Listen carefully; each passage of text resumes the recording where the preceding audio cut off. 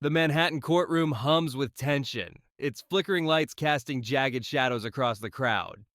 It's May 2025, and the air feels electric, charged with whispers from reporters and jurors. Usher Raymond IV, 46, sits in the witness stand, his hands clenched around a microphone, his face a map of resolve and buried pain. Across the room, Sean Diddy Combs sits in the defendant's row, his posture rigid, exuding a cold, practiced calm. A massive screen buzzes to life, projecting a faded 1994 photo. A 14-year-old Usher, his smile hesitant, standing beside Diddy at a Bad Boy Records event. Scrawled in the corner, Puffy Flavor Camp, NYC. Usher leans into the mic, his voice trembling but sharp. I haven't slept right since I was 14, he says. Not from fame or crowds, but from what I saw at Puffy Flavor Camp.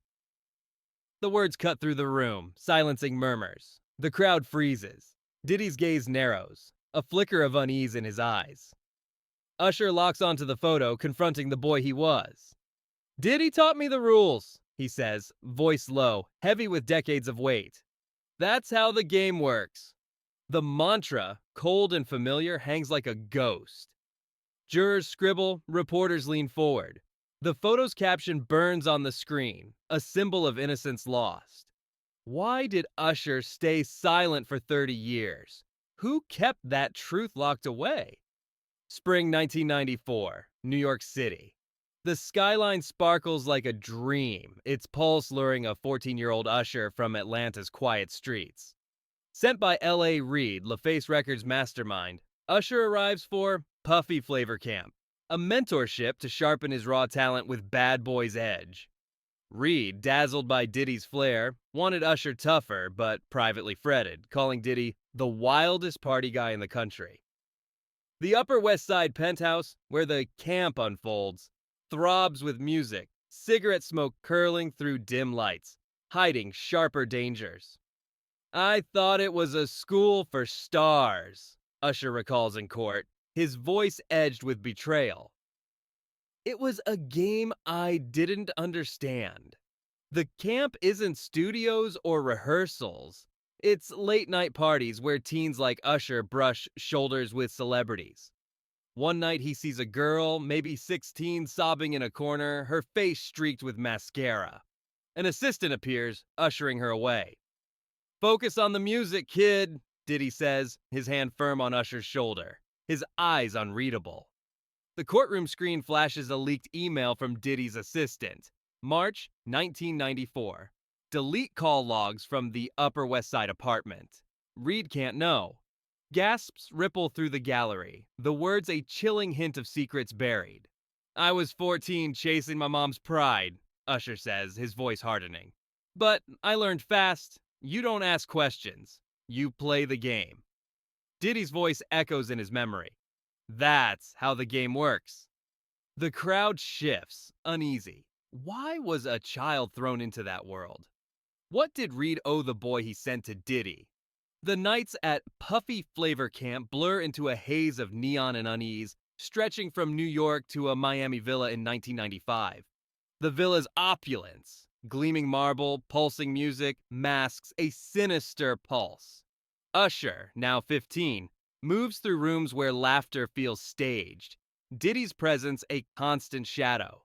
Neon lights flicker, but the air is thick with unspoken rules.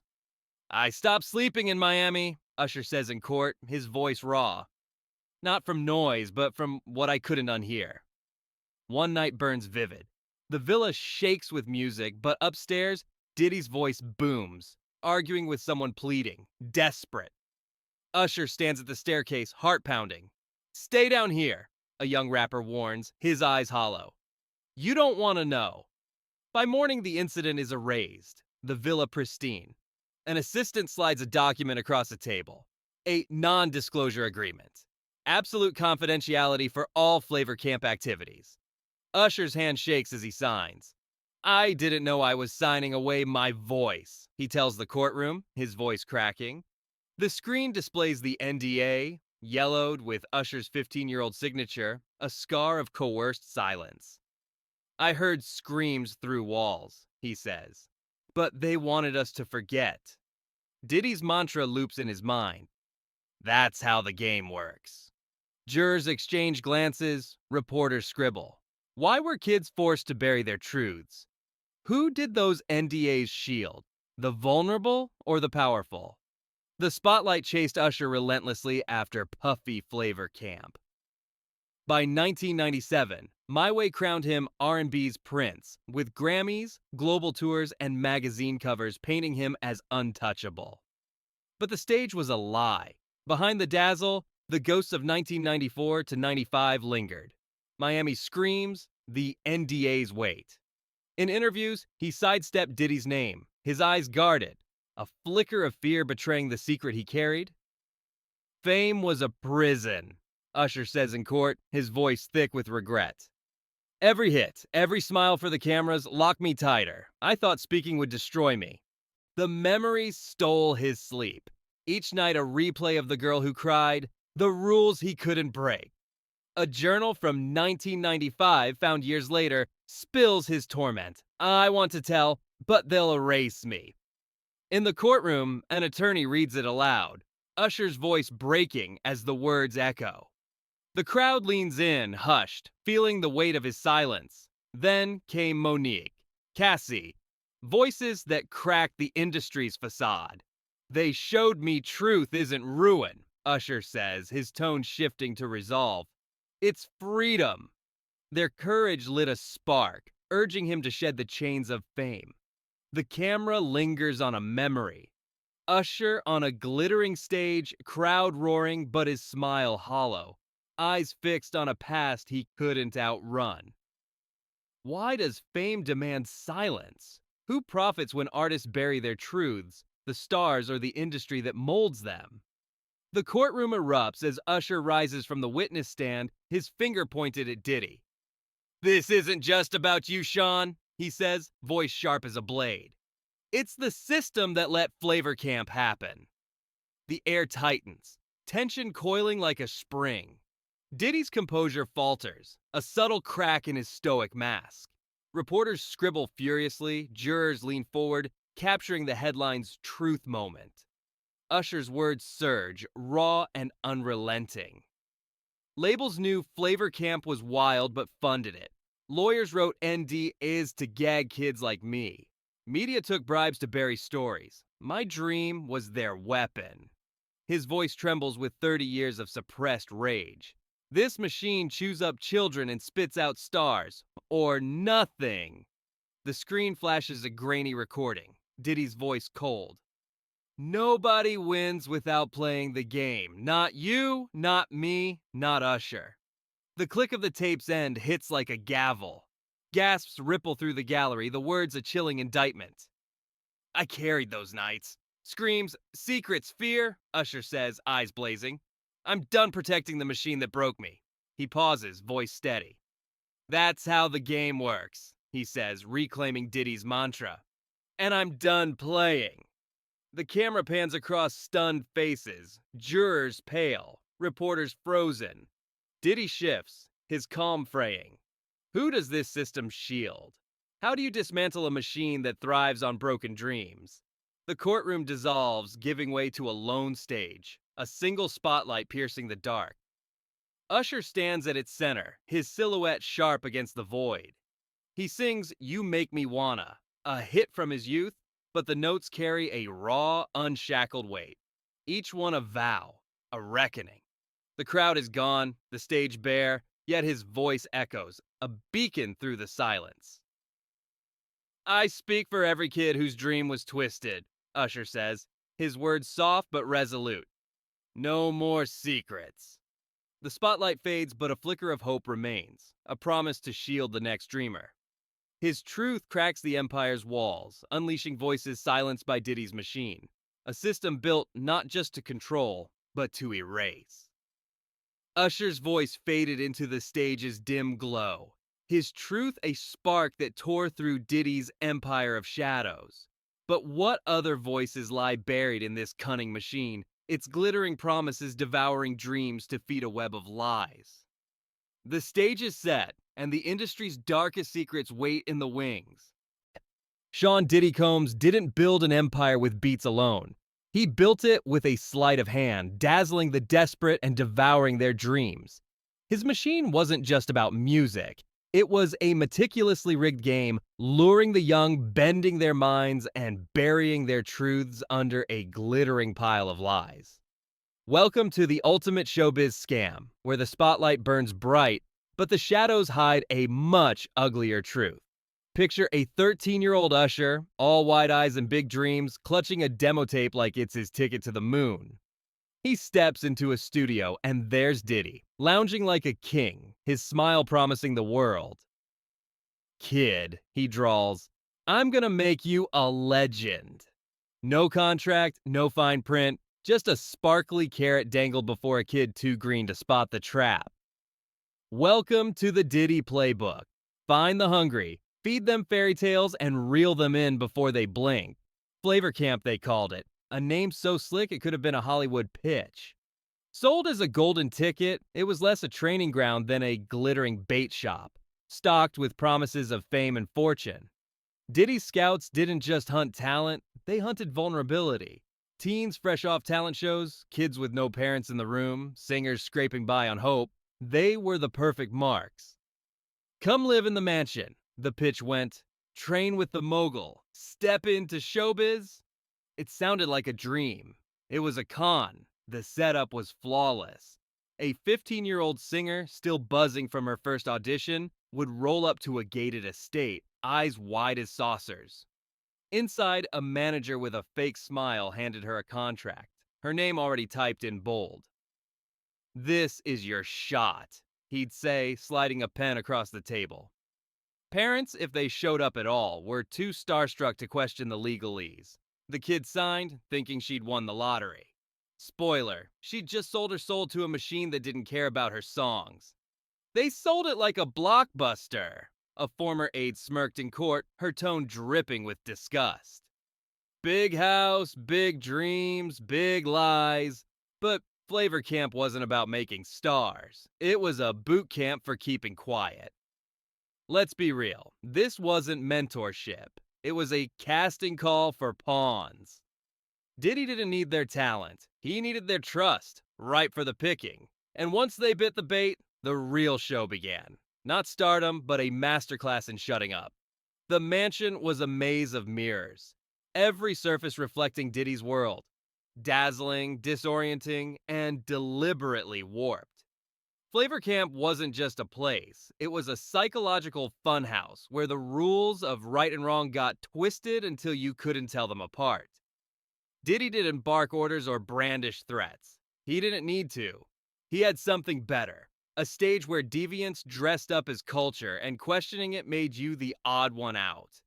Imagine a 16-year-old dancer, her first night in the house. The music's loud, the lights are low, and the air's thick with something sweeter than perfume.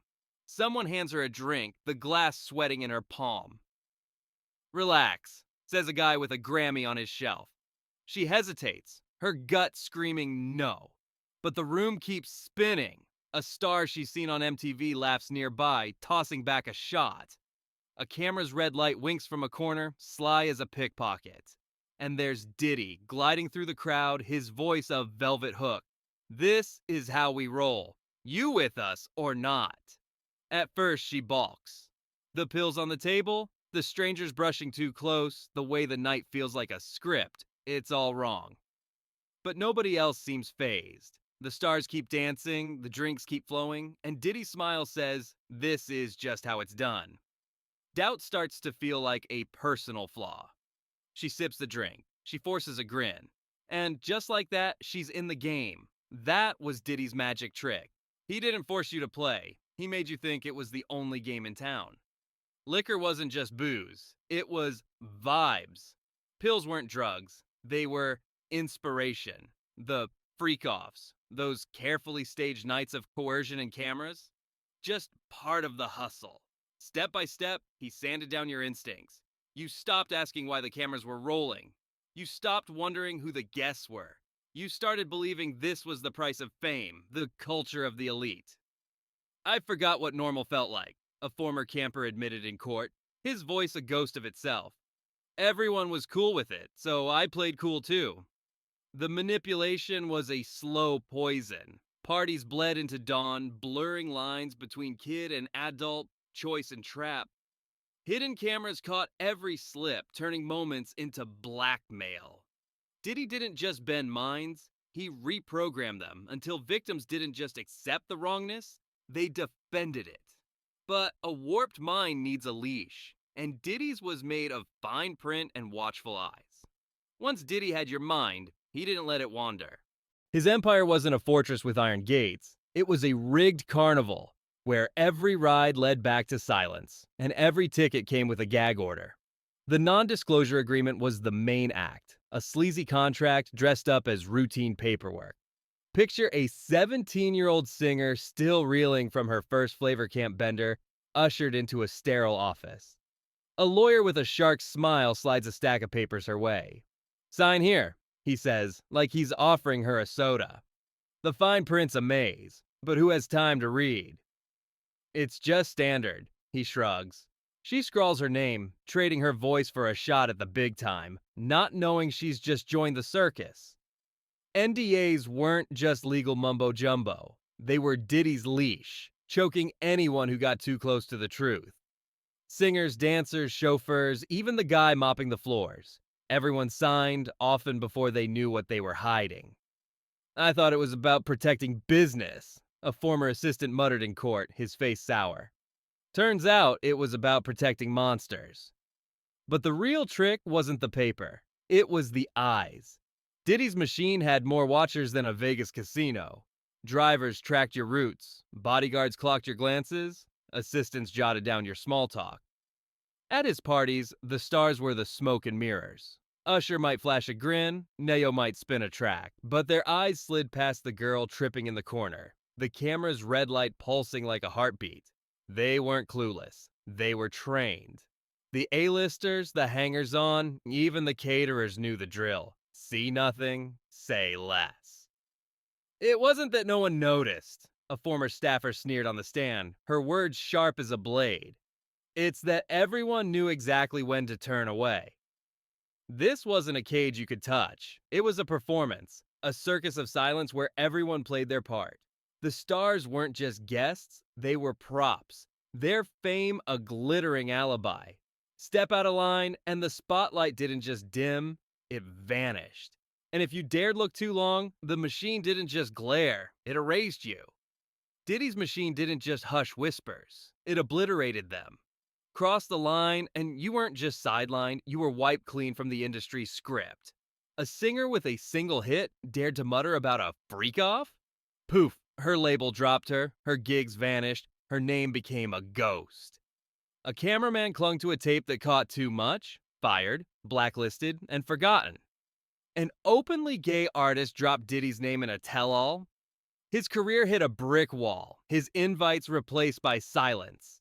This wasn't punishment, it was annihilation, served with a smile. The threat started soft like a bad joke. A midnight call, voice cloaked. "You really want to stir that pot?" Then came the heavy artillery, tabloid hit pieces painting you as a liar. Ex-posts from bots tearing you to shreds. Your reputation trashed before breakfast. If you still didn't get the hint, the machine went nuclear. Your songs vanished from playlists, your face from red carpets, your future from the industry's Rolodex. You didn't exist anymore, not in any way that mattered. But Diddy didn't stop at erasure. He staged a comeback for himself every time. When scandals leaked, his PR crew spun them into sob stories. Friendly outlets churned out puff pieces, calling him a visionary or a changed man. Pastors, bankrolled by his million-dollar donations, preached his redemption to adoring crowds. The 2016 video of him assaulting Cassie? A press release, polished and hollow, hit the wires in hours. Not an apology, but a performance. This wasn't about saving face. A whistleblower scoffed in court, her voice thick with disdain. It was about rebuilding a god from ashes. The machine was a masterclass in smoke and mirrors, turning predators into saints while their victims faded into footnotes. It didn't just silence dissent, it rewrote the narrative, convincing the world the truth was just a bad rumor. But even gods need priests, and Diddy's were the industry's untouchables. Diddy didn't pull off his con solo. He had a supporting cast of industry titans, the kind whose names alone could bless a sinner. Tyler Perry, Oprah, T.D. Jakes. They weren't in the muck, but they sure held the spotlight steady, their haloed presence turning Diddy's circus into a sanctified stage. These weren't just power players. They were the gatekeepers, the industry's hired saints, propping up a predator with a wink and a prayer. A leaked email, slapped onto the courtroom projector, spilled the tea. Book Oprah for the charity bash, a PR flack wrote, all business. Her nod will drown out the noise. Another memo bragged about a 7-figure check to T.D. Jakes' megachurch. Time to bury a pesky rumor. These weren't donations, they were bribes dressed in Sunday best, each one a brick in Diddy's fortress of fake virtue. He didn't just buy silence, he rented redemption, and the gatekeepers cashed the checks. Perry's production deals leaned hard on Diddy's connections, a cozy little quid pro quo. Oprah's cameos at his galas weren't just friendly, they were strategic. Her golden touch making every scandal seem like a bad dream. Jakes, preaching fire and forgiveness from a pulpit Diddy bankrolled, never mentioned the shadows behind the stage. Their job wasn't to know the dirt, it was to sell the shine, to stand close enough to Diddy that the world assumed all was right. Monique, never one to play nice, tore through the charade on the stand. That wasn't an apology, she snapped, her voice a razor. It was a transaction. She'd seen the game up close, watched the gatekeepers trade their clout for a cut of the myth. The machine ran like a church, all pomp and stained glass, but its gospel was silence, its sermons scripted to keep the pews full and the questions quiet. This wasn't about friendship. It was a business of blind eyes. The gatekeepers didn't need to see the freak-offs or the NDAs. Their role was simpler. Smile for the cameras, shake the right hands, and let Diddy's star-studded shield do the rest. They weren't the villains, just the enablers, and their silence was worth more than gold. Yet even the grandest show falls when the curtain rips, and Cassie held the tear. The courtroom didn't just go quiet, it froze, as if the air itself held its breath. Cassie Ventura stood, no dramatics, just a voice sharp enough to cut through a decade of lies. "I'm not afraid anymore," she said, cool as a blade. "I spoke for the ones who couldn't." Her words weren't a sob story. They were a Molotov cocktail, torching the house of cards Diddy spent years stacking. But let's not kid ourselves. Diddy wasn't the mastermind of some unique evil. He was a cog in a much shinier machine, one the entertainment world's been oiling for decades. This is a culture that thrives on smoke and mirrors, where power buys silence and truth gets a one-way ticket to nowhere. NDAs, PR spins, gatekeepers with million-dollar smiles. It's all part of the same tired script. Cassie's voice cracked it open, and others followed, their stories piling up like overdue bills. But don't pop the champagne just yet.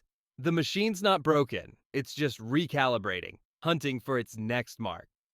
So here's the real question, the one nobody wants to touch. Who's next? Which kid, all starry-eyed and clueless, will waltz into a room where the candles flicker and a camera's already rolling? Will we call it out, or will we pull the same old trick, avert our eyes, clap for the show, and pretend we didn't see? Diddy's empire fell, but the stage is still set, and the audience is us. Time to decide what we're cheering for.